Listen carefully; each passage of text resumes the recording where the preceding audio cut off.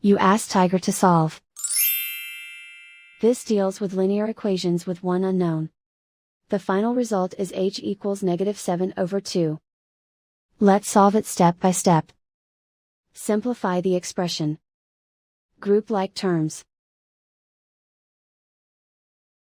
Simplify the arithmetic.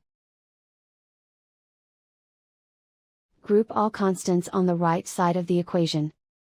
Subtract 14 from both sides.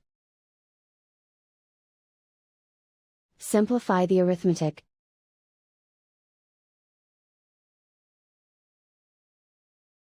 Isolate the h. Divide both sides by 4. Simplify the fraction.